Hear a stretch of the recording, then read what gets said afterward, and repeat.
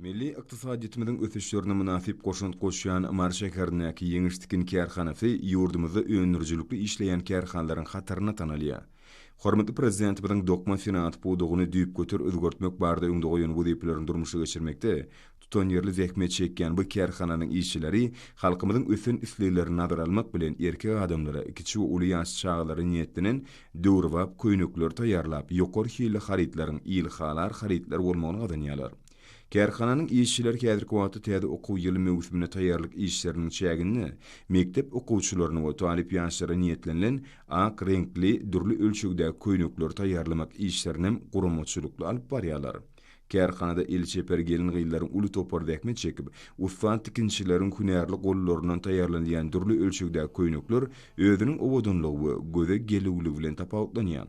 Şu ýylyň 6 aýyna kärhana boýunça meýilnama laýyklykda 19 million manatlyk iş ýerine ýetirilmeli bolsa, bu tawşyryk 19 million 991 000 manata deň bolup, meýilnama 105,2 götürüm ýerine ýetirilipdir.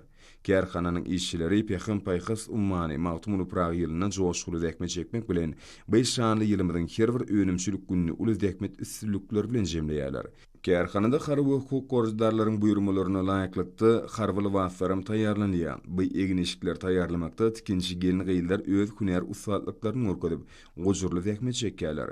Kärhananyň işçileri halkymyzyň ýokary hili köýnekleri bolan isleýlerini ýygyderli öwrenmek bilen olaryň haf döwrüwap görnüşlerini öňürmek üstünni işleýärler. Öňürjülükli işleýän kärhananyň öňürýän dokma önümlerini dünýä bazarlaryna da ul islew bildirilýär. Kärhana geljekde öz öňürýän ýokary hili köýneklerini daşary ýurt bazarlaryna çykarmaga meýilleşdirýär.